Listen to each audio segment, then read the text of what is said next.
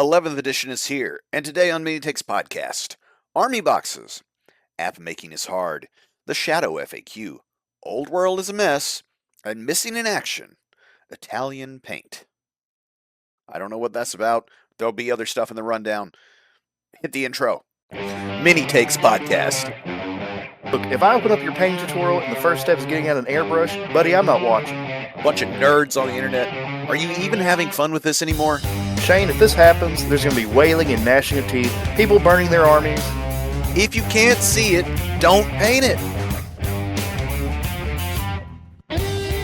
Austin!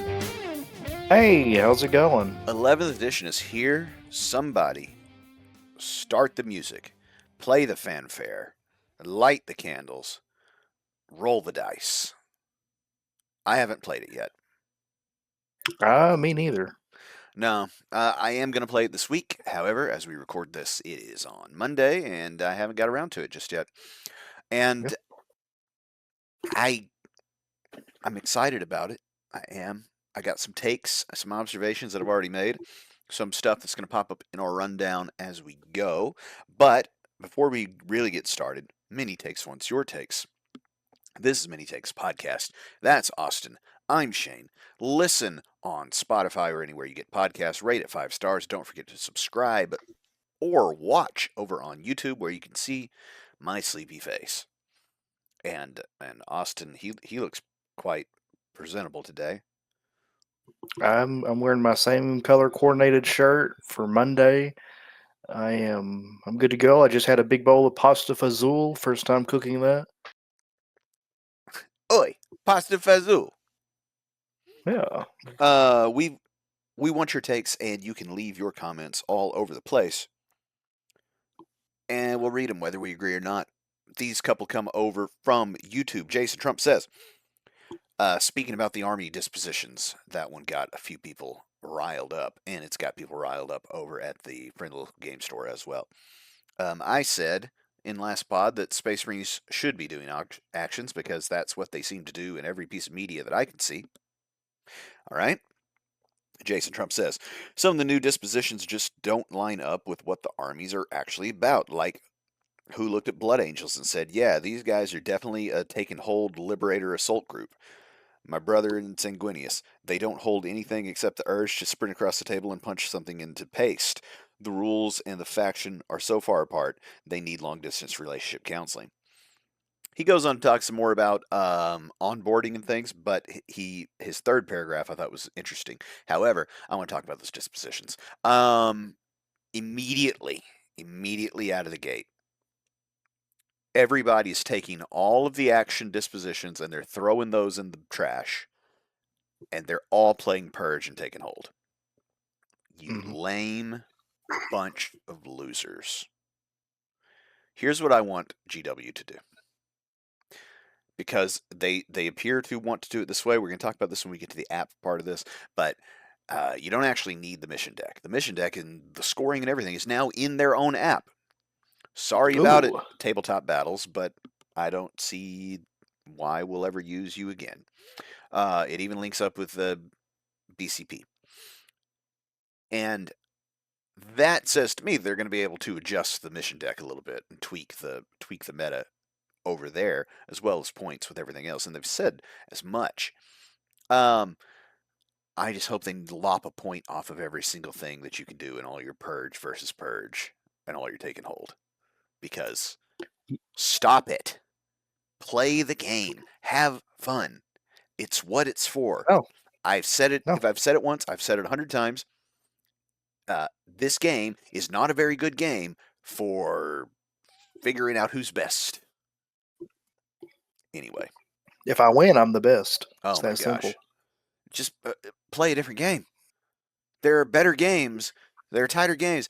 I tell you one, it didn't make it on the rundown, but me and the wife played Star Wars Shatterpoint. We're the last people on the whole entire planet of the Earth that are playing Shatterpoint, but we got it out, busted it out. We're playing it at the house. Had the updated rulebook on the computer. And that's what we were referencing everything. And you forget how tight a game system can be until you go and play something like that. There is no There is no question about what is happening at any point in that thing. It's got a big, Yeah, because long, that's complicated, bullet pointed. yeah, It's numbered and then it's lettered and then it's Roman numeraled of where stuff happens in a given it, turn or action. You can't yeah, get it wrong if you don't want to. yeah, it's one of those skirmish, almost board games, and how regulated it is. It's very regimented. Everything does exactly what it's supposed to do. There's not a lot of what am I trying to think of? Give and take. There's not a lot of, I guess, guesswork with it. Approximation. It's all yes or no. But yeah, and with that, it is still a miniatures game in that I mean, you've got measuring widgets and things, but you don't always have to move the entire length of your widget, right? So the positioning, everything matters. Like in 40K, they talk about the movement of the skill. The skill ceiling is the movement, all that kind of thing. But there's no, well, the rules as written say that I can do this ridiculous thing. There's none of that. Yeah, Anyway, um, but you people that are just picking the purge and the take and hold, stop it. Try some other stuff. I promise it's probably relatively viable and it will be more fun and the game will be better because of it. I won't be Um, taking it. huh? I said I won't be taking it. I'll be taking the crap. What was it? Priority Disruption. assets, disruption. Yeah, I want to try disruption. I think I'm disruption in my game that I plan to play Friday. So we'll see what happens. Oh, I also built a battle shock list, and I forgot that I'm playing Tyranids, so we'll see how much of that actually happens. They roll 3 dice to pass battle shock. It's kind of tough to get them scared. Good Um, for them. Jason Trump then in his third paragraph says, Uh, if GW actually wants to bring in new players, especially the TCG crowd, they need a starter that works like a dual pack. Two opposing units, two leaders, some punch out or fold up terrain built right into the box, and lore sprinkled into the build instructions so new players feel like they're stepping into a world, not a spreadsheet. Then give each side a recommended booster box that expands the force in a clean, satisfying way. That's how you get crossover, not with Combat Patrol, which tried to be a starter and ended up being nothing. I don't hate that. I I, I think we're asking for a question that, or I think we're asking for an answer to a question that nobody's asking in reality, which is the whole how do you onboard somebody to a 40K. I think that You just do it. Yeah, I think the people that are interested in doing it are just going to do it because it's, again, so far and away alien and absurd in its depth and complexity to the uninitiated. Trey Kinley 3499 over on YouTube says, I've been arguing with people over the dispositions. They keep saying to me there's no reason to take an action based mission since the objective based and killing based are unquestionably the best. To which I reply, it is all based on what you want to try and play based on composition, and action missions are still viable for a good number of reasons apart from just killing. I agree, Trey. And then finally, Paradukes over on YouTube. The way I onboard people into 40K is to give each person two small squads and a character, and then walk them through the game. It's how I was onboarded as well. I don't think Combat Patrol would serve that purpose, uh, but if it was, I don't think Combat Patrol would serve that purpose, but if it was balanced, it would probably be my favorite game mode. Interesting. There are times when I want to throw a whole army on the table, but more often than not, I'd be happiest with just a couple of units to worry about.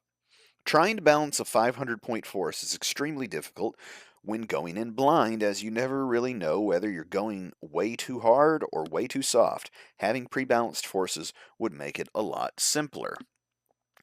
Um, Hmm. yeah, I don't. So that last part is really what I want to touch on, because I agree with this first part, which is throw a couple of units together and then show somebody how to move them and how to do an ability and how to shoot and wound, hit, wound, save. How the charge phase works. That charge phase is best taught with like a unit even outside Hmm. of the game. because it's the most esoteric thing that we do. But Yeah, as far as balancing 500-point forces, I mean, in the example that if we're talking about you're teaching somebody new, then forget about it. They don't know what they're doing. Like, what are you trying to balance anything for in the first place? I Uh, have tips for that. yeah, which is don't bring tanks and giant monsters. Well, I think if you have to set the scene for someone new, you can have your depending on the army, your 3 squads of infantry or 2 squads, depending on how that works out. You can maybe have one fast attack vehicle or uh, just vehicle, some kind of smaller, not necessarily a centerpiece, but for 500 points becomes the centerpiece, like a dreadnought or uh, a speeder or something like that. That way, you have kind of you're showing off all the bells and whistles with the game, and they can get a feel for moving the little guys around and then firing the big guns with the vehicle. They can have some fun with that. Oh yeah, I agree. Um, but as far as balancing that, that's just I think that's a fool's errand because it's like you're playing somebody that doesn't know how to play the game, and then next time they will have an idea of how to play the game. I think I really think balance as a concept gets a little too much airtime. But those are your comments, your takes on many takes. Leave them below. You can leave them on Spotify too. We've got a spot that we can get them from over there. Now, on to our rundown. I'm gonna get my phone because I need to find this article because it just sort of flew up suddenly. It felt like the day before the app update that brought 11th wholly to everyone. Uh, felt maybe it was the day before. It all happened the same day, which was kind of crazy. The app updated, that gave us the points and it gave us the FAQ and the rest of the rules all at once. And right before that, army boxes were revealed, and Oh never yeah, to less fanfare have they been revealed. I don't know Um, about you, but these boxes are exciting. they are familiar. That's what they are. I feel like I've seen these movies before. So we got 4 of them. We get the Astra Militarum platoon. Also known as the Astra Militarum starter set and friends, Yeah. So the combat patrol.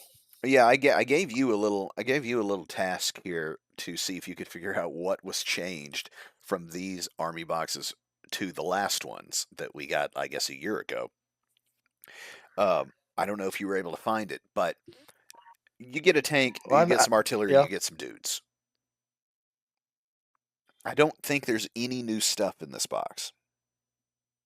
Uh, new is relative. No, none of this is new within the past year.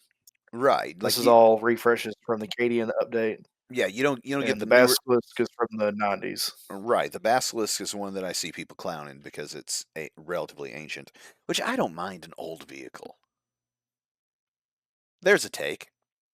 I don't think that all the vehicles need to be updated.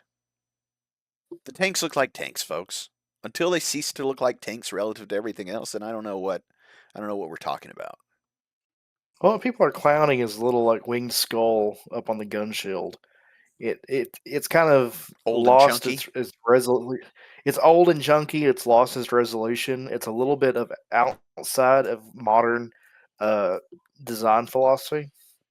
I tell you the other thing outside of It's like modern that. design It's like philosophy for a 40K. Masters of the Universe toy. Yeah, I tell you what else is outside of modern design philosophy: an artillery cannon. So here's another thing. All right, at risk of a rant, but then I feel like this is what you guys actually come for.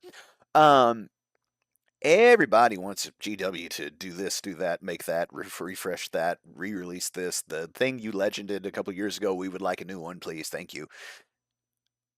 And then they're like, "Wow, I can't believe they're still selling this old Basilisk. Why don't they update the Basilisk?" We all can tell that they only have like a certain bandwidth for making new stuff and refreshing stuff, right? Like we know that. You want them to waste their time on the Basilisk cannon? Would that make you It's happy? If they come out, as we record this today, they revealed that they're going to have a summer announcement thing where they're going to talk about some old world. Basically, everything that's not 11th edition. Okay, you want to be like and for 40K,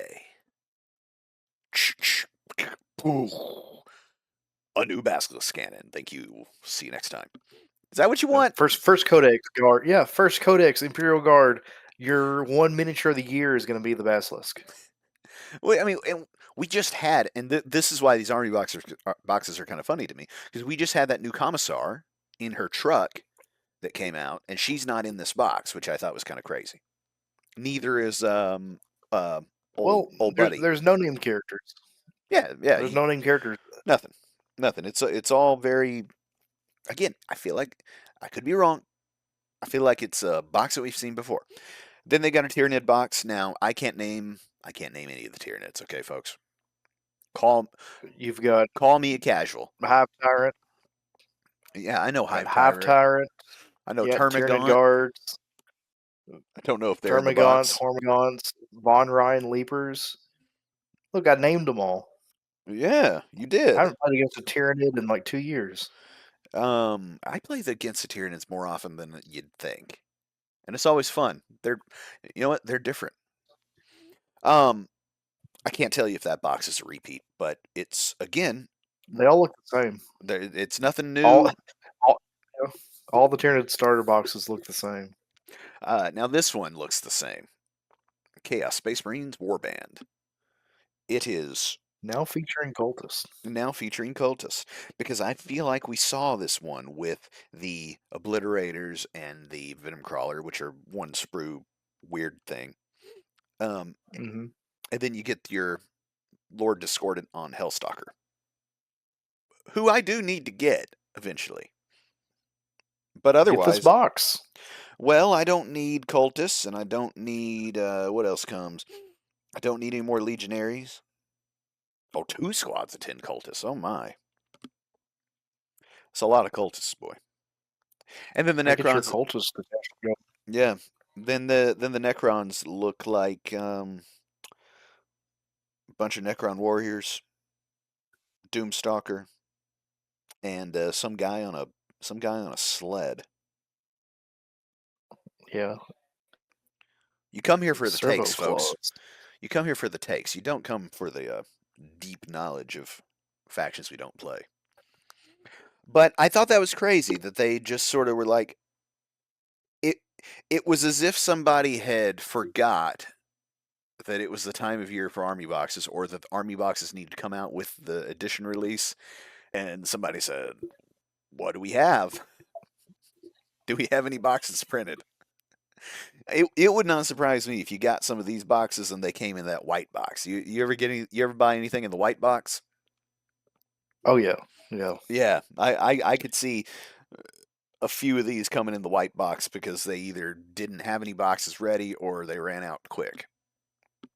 Well, in the Chaos Space Marine is going to come in the white box because they had to crack open all the other ones that hadn't sold and swap the sprues out, sell it as a new one. it feels like a it feels like they should have just said, "Hey, check your local game store if they have any army boxes." At some Games Workshop warehouse, they've got like just stacks of boxes ripped open on the floor Yeah. where they're doing the repack. And I've said many times that pretty printed box could, and I'm just speculating, be the most expensive part of the entire purchase that you make, like for their cost. Because I don't think Mm-hmm. I don't think the plastic costs much, just on a materials basis. But I know printer ink is high. All right, that's the army boxes. Buy them if you want. I imagine if you already play 40K, you've got everything in those boxes. If those are your factions, you've got that stuff. But if you don't, then I'm sure they'll be fine value, relatively speaking. Um, Austin, have you ever designed an app? I can't say I have. I have not either, but I do use many of them. And I don't think that I usually look this closely at apps that I use that come out with some sort of update. However, the 11th edition 40K app was big time. And when it came out on the day, it was a crash-o-matic. Oh man. Did did you download and try to use it yourself? No, I haven't. I haven't done it. I understand if you had a brand I new, can't. like a brand new iPhone, it did not crash. But I'm talking about you'd go to the core rules, you'd be working through your drop down menu, you'd be reading those rules that are not included in the actual printed rule book or the PDF. You know, all that stuff that we talked about over on the side that you absolutely need within, Hmm. wholly within, how to modify abilities or how to modify statistics, things like that, right? So I'm working through there, and about every third thing that I would click would just crash it back to the home screen. And I thought, this is a start, boy. Don't get me started on what would happen on the list building. It would just crash anytime, just any old time. You couldn't. They're a miniature, Yeah, they're a not an miniatures app company. company. That's right. And however, they were very quick. They got an update done the next day, and as soon as that came out, it ceased to crash. And then they updated it a third time, where I believe they fixed a bunch of incorrect rules. Now there are still errors all throughout it, such as in the mission deck and things like that, where the scoring is funny. I'm not surprised that that section of it is funny, but I suspect that all that will be ironed out fairly quickly. What do you think Hmm. about them usurping uh, scorekeeping control from tabletop battles by including I mean, the game and the scoring in the app? yeah. I mean, that's the way things are going. Games Workshop is finally realizing they're, I guess, leaving money on the table, or at least leaving IP control on the table with a lot of this stuff. So they're about every edition they're taking a chunk out of one third party thing and taking another chunk because they had the ITC, then they kind of absorbed the ITC into themselves. And kind of took control of that. Now they basically created the monopoly on game scoring, uh, and it's good for them to be able to have their hands in all the cookie jars when it comes to 40K. But I don't know, it can harm, I guess, the wider community for a lot of these independent uh, gaming sites and apps that are trying to provide things for the gamers. And if if the Games Workshop product that they're putting out isn't as good as some of the third party stuff, that's where things can suffer. Yeah, I think that I I wonder how the tabletop battles people actually make any money by having an app that has to require some level and cost of hosting, because it's everybody in the world that plays any meaningful games of 40K was using it. You know, I don't know of any other, right? Um, Were there ads? there were ads for their own thing. I think it was the Goonhammer, previously known as the Goonhammer people, right? Yeah, Now they've changed their name to Tabletop yeah. Battles because I think Goon is not the most flattering It's changed moniker. context. Yeah. Yeah. Uh, But did they have like a premium service? I don't know. And if they did, they're not press. They're not. They didn't push it hard enough in their app to even let me know. So Hmm. you know, I don't know. I don't know how much of that was somebody's side project slash labor of love, and I wonder how much app hosting was required. However, Uh, you're yeah, right. you can make money. The GW needs to work good. Hmm. Now, I think it's going to work really good. Is the thing, because um, you build your list right here, and then you select your list right there. And so your list is already in the same spot that you're doing your scoring, which is always the thing that I found really obnoxious about tabletop battles, is that my list is over here and the other thing's over here. Hmm. So I'm switching back and forth. But half the time your phone switches fine, and then half the time it's like, oh, we forgot what was happening a second ago. So I'm glad they're in one place. I don't think it's going to be terribly difficult for GW to make it function correctly because I think that the army building part is probably enough of a flow chart to make the scoring chunk of that look really simple by comparison of design. Hmm. Another thing that it does that's cool is you can pair. And I haven't tried this yet. I need a second party. I plan to try it when I play my game. But you can pair your game, your accounts, your devices, so that your opponent's list and rules, whether you have codex or not, show up on your phone. So you can look at whatever it is that they are saying their thing does, which I think is great. How many times have we been reading over somebody's shoulder to figure out what their cracked ability is, and their phone is broken and you don't know how they're even reading it? So now you can look it up yourself and both read to each other, which I think is good. Reading. Hmm. Mini Takes Podcast endorses reading. Nah. Shorty can't eat no books. So the app is cool. It also came with, next on our rundown, a shadow FAQ. So Ooh, we're typically, getting. typically you have the rules come out. Then a little while later, with a new edition, they'll drop the first points, right? And then after a time, there will be an FAQ slash errata where they fix all that they messed up in printing, right? This time, those things all came out together. So at the moment that the app updated to the Crash-O-Matic, we also got the points, and we also got the FAQ. Now, an FAQ, for those of you that do not know, stands for Frequently Asked Questions.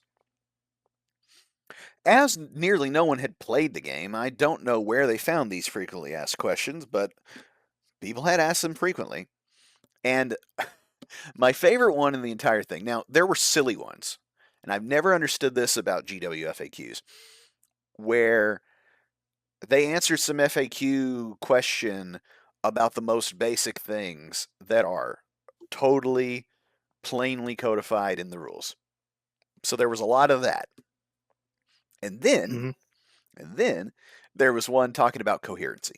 Have you seen all these guys talking about how rules as written coherency was if you had say four guys left in a group, you could have two over here and two over here as long as they were in within a 9-inch bubble of one another. That was a coherent unit. And people cooked up all these strategies that you could do in the weeks leading up to the release about how you could leave some guy, leave two units back behind a charge because you could move everything to the edge of that 9-inch bubble and and meet your charge move criteria. But then by blocking off yourself, you could then have these other units that are off in the middle of nowhere who could then, as further pieces of the fight phase and its resolution, end up gain you territory, tagging other units, etc. Right? Right off the jump, right off the rip. Because here's the thing: no sensible real person would think that's what they meant when they said you got to be within 2 inches of a couple of other models or whatever. Right? Every model's got to be within 2 inches of a model. Yeah. And so obviously, they mean they need to be clumped together. Right? People They just want to break the game. and I hate it. I wish we could put this internet thing back in the box. I know that you and I wouldn't be able to do this podcast anymore, but so what? We'd be It's a like, oh, look happier how and free. smart. Yeah, Yeah, we'd be a happier and freer society for it. look how smart I am. I broke the game. Haha. Doing this thing that no person would do with rules as intended. Right. And so the first thing that it said was like, no, you cannot do that. They need to be one contiguous group. Which, why didn't it Yeah. say that in the first place? I don't know. Maybe because they're people that we would like to hang out with over at GW. That's all I can imagine. Because They that was yeah, ridiculous. they took it for granted. Yeah, they took it for granted that everybody was going to be like a normal human. And at this point, with the state of the internet and 40k discourse. I don't know why they would do that. But anyway, it got sorted out, and I was glad to see it. By the way, another thing that I was interested to see, and it's going to cause problems, and I wouldn't be surprised if this is a thing that is changed before too long. We got our modification rules. They are they are near as I can tell exactly the same as in 10th edition. Okay, and what I'm talking about is in 11th edition we're doing a lot of modification of ballistic skill. The benefit of cover is plus one ballistic skill to the shooting unit. Okay, so if you hit on threes, your target has the benefit of cover because they're in a terrain feature or by some other means. That means that you now hit on fours. Okay, -1 to hit, +1 to hit is still capped at 1 because that modifies the dice. Ballistic skill modifiers and hit modifiers do stack. And also, ballistic skill modifiers are not limited to a change of 1. You can have multiple. So if for some reason you had something that messed up your ballistic skill for whatever reason, and then the opponent had cover, you now went from hitting on threes to fours to fives, and you're -1 to hit for reasons you now hit on sixes. That's how it works. You cannot hit on ones. Okay, so 2 is as good as it can get.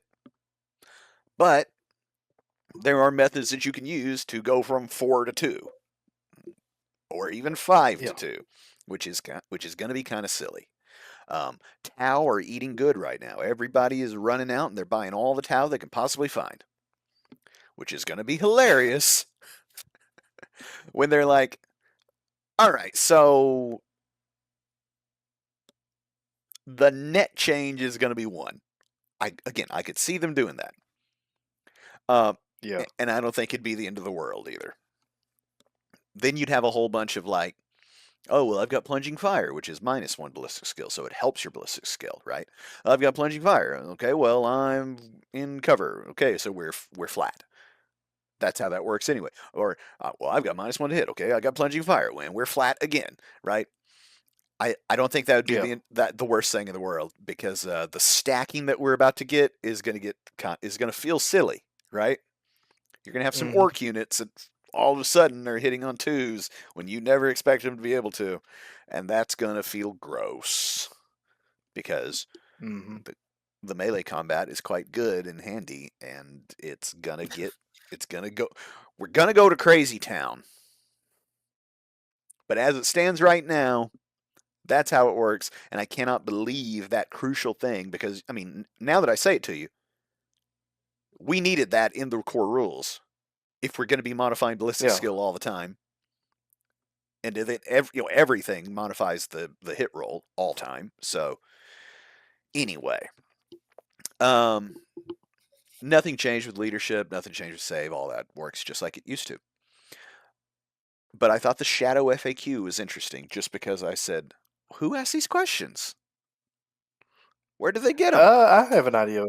Uh, They probably just like got them from Facebook and YouTube comments, just stuff floating around that people are saying and complaining and theory crafting, and they want to nip it in the butt.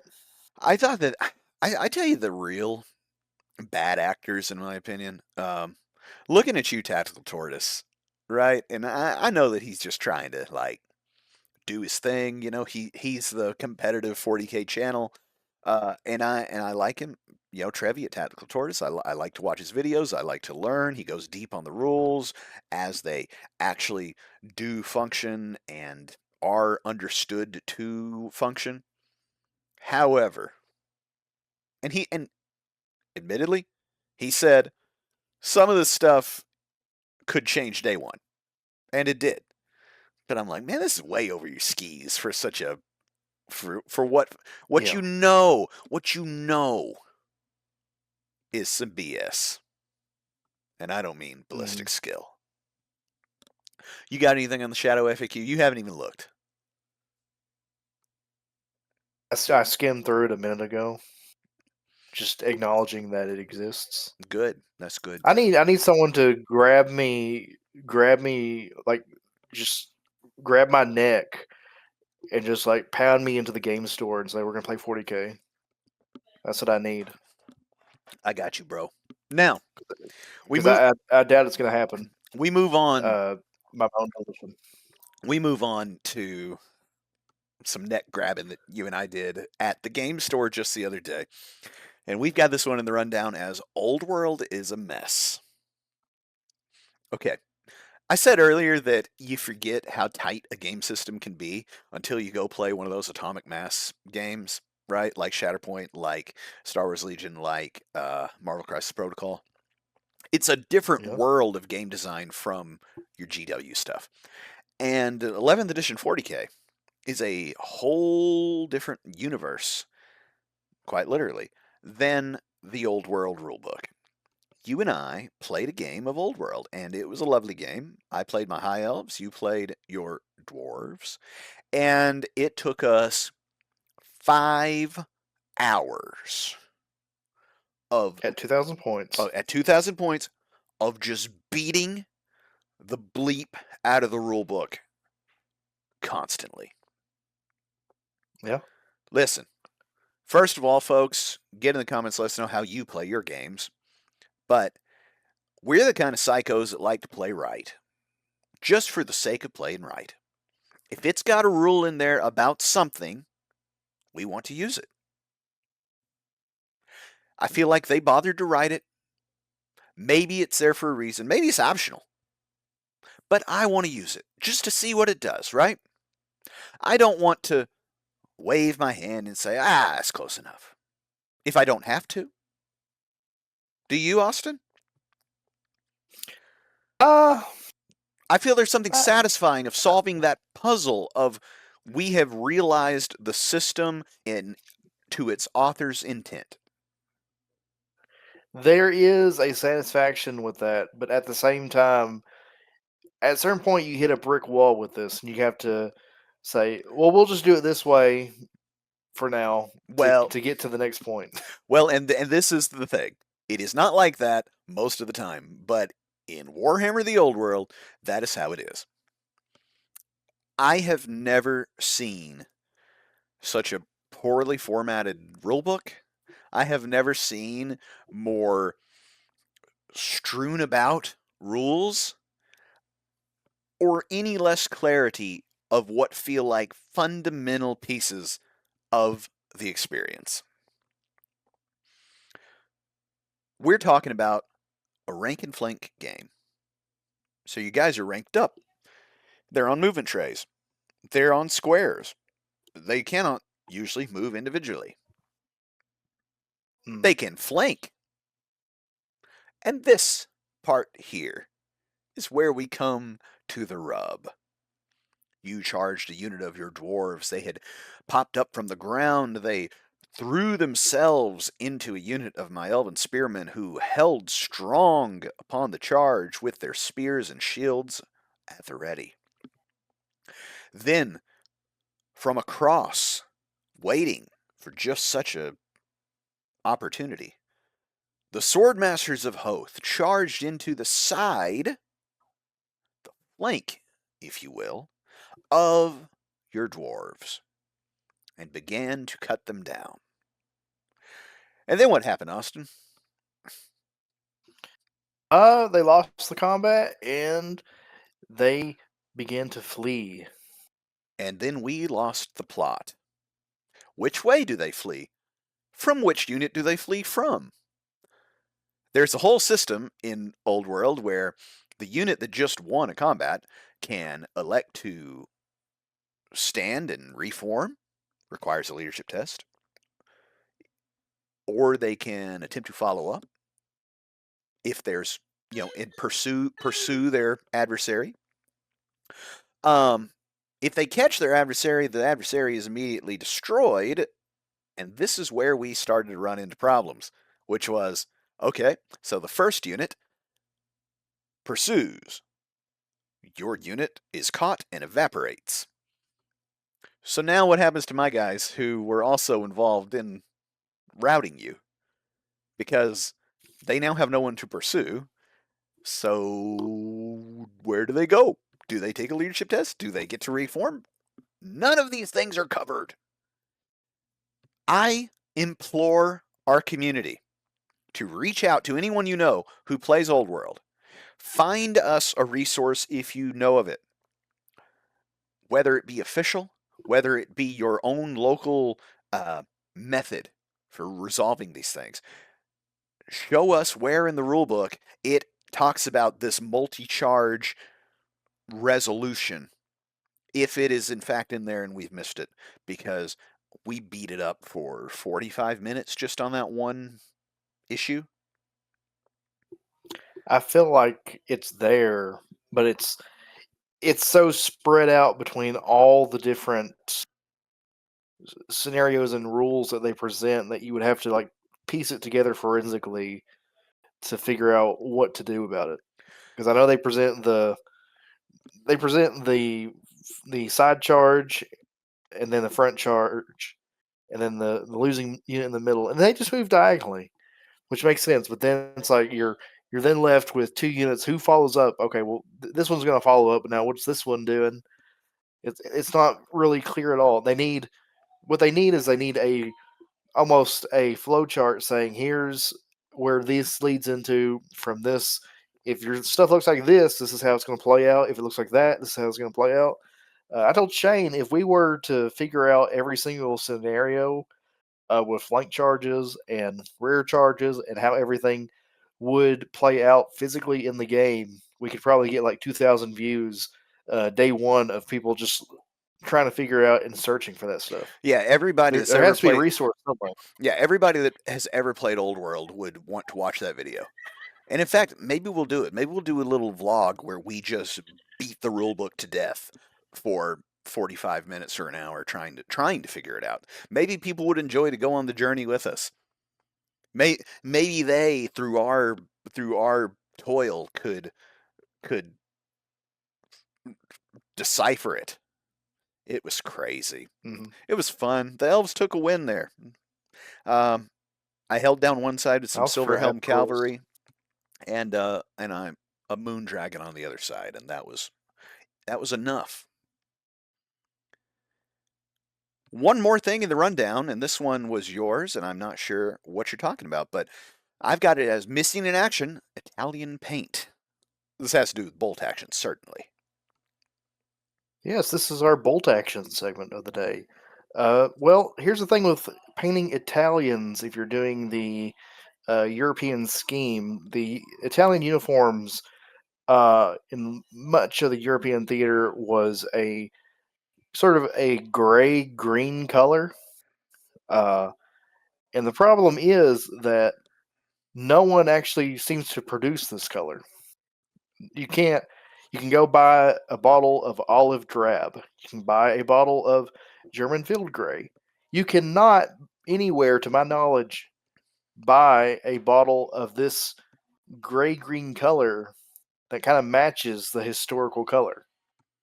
It's every time I see a painting guide for painting these things, it's like, well, you take this color and this color and mix them 50%, and now you've got your color. And it's like, well, I don't, I don't want to do that. I would like to go and buy my Italian uniform gray green. Okay, couple of things. First of all, at risk of being hypocritical, as I just paint my guys in army green, and it's just the color and it's in the bottle. I hate everything about this topic, sir, because this is what I'm talking about all the time about the Citadel colors, where it's like, oh, this is the Thousand Suns color. You can tell because it says so. And I say, no, it isn't. Because is it over black or is it over white? Because those have become two different colors. I just want Like, I want my little well, Citadel pot that says Mussolini gray green. I hate that. I hate that. Duh, I don't. And look, I'm not very good at mixing colors. Okay. However, what I think I would suggest you do, here's what I would do is I would probably spray them some other color underneath that then would mix either into the blue or the green when I put either the blue or the green on top of it. And you're like, spray? What is this spray you talk about? Am I right?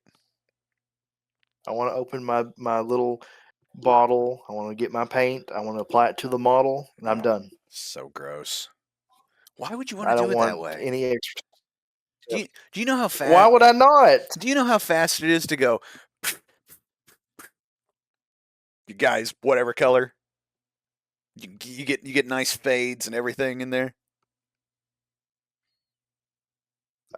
I'm looking for my uniform, uh, green gray Warlord Games. Where is it? You were Linus with your Army blank. Painter. Where is it? You are Linus with your blankie. I swear. Was it Linus that had the blankie? You and your color I in the think so. pot. You would love it if it has a pot that you flip over, wouldn't you? Yeah, and I have to replace it every like 6 months because I use it once and then it doesn't seal all the way. And then when I need to paint it again, like, oh, I bought a new kit. Let's crack open that Abaddon Black. Oh, it's all dried out. And crack open, indeed. Man, those things are hard to open. What a bad design. Maybe it's a good design. I don't think it is. Get you to buy more paint. Have you checked Vallejo? Because I somewhere in have their checked Vallejo. 7,000 colors, they have got to have this. If it's there, it's hidden under a Oh, multitude of colors. there's no doubt. There's no doubt. I did buy. I bought this from Duncan Rhodes. It's Hydra Green. Is it Yeah, close? Hydra Is it the one? Green. It is similar. See, the problem is Okay. it's a situation where the color looks different a lot of the times based Yeah. on who's Uh-huh. doing it. Uh-huh. Yeah, I wonder but why. I want to be Yeah. able to buy Mussolini Gray Green TM And Army Painter bolt action brand. so you're telling me that even if you had Mussolini green TM and it looked different depending on what you put it on, how many coats, all those things that I'm always talking about how paint works, you don't care. You want you want the peace of mind of knowing I used Mussolini gray TM on my Italian army. Is that what you're telling me? Yeah, You psycho. yeah. That is no good. I'll never forget. I'll never forget. Let me tell a little story. I did some red on somebody. Who was it? It was a Chaos Lord. And this is before Huron and the Red Corsairs were sort of rebooted, right? And I thought, ooh, I'm going to do. I got the new Chaos Lord. This is the one with the axe, right? Not the one with the hammer. The one with the hammer in my army is a Night Lord. First attempt, you can kind of tell. My other Night Lord guys look a lot better. But this guy, I thought, ooh, I'll do a Red Corsair Chaos Lord just because, right? My Black Legion are all a little bit of a hodgepodge here and there in places where there's a little contingent of this, that, and the other. And I did some red, and he looks good. It was a lot of spray job, things like that. And somebody asked me, they said, "Ooh, okay," because I got a nice little you know fade on the shoulder pads basically. They said, "Ooh, what red did you use on those shoulder pads?" I said, "I used pure red." They say, "Yeah, yeah. What about the darker parts?" I said, "I used less pure red." They're like, "How did you get it to do the thing?" I'm like, "Okay, so I went over black one time, still pretty black. Then up higher, I went like 3 times. Ooh, it's kind of red now. Up on top, 5, 6 times over, red. What color did I use, Austin? What color did I paint?" You probably use Mephiston red over Corn red with a bit of Evil Sun Scarlet. What if I told And you it was all the same red? Because that's how paint works. can't believe it. I'm mad at you. All right, folks. On that bombshell, I'm frustrated and sleepy. Next week, I'll have a story about how my first game of 11th edition has gone, which will be exciting, and my observations, my takes, and maybe I'll grab Austin by the neck and get him to play some 40K as well. Last time you had fun. Yeah, Yeah. maybe I'll have fun again. You know, that's the thing about 40K. For all the internet's whinging about it, all the time, unless you go to some try-hard tournament for your one game every 6 months, it's going to be a lot of fun, more often than not. And if 11th edition is anything like 10th has been, the game's also going to be close. And close is kind of good. But many takes, once your takes, leave comments below. Tell us about, are you somebody that has to have the color on the bottle? And if you are, justify how wrong you are, just so that I can shame you in the future. Next time on Many takes.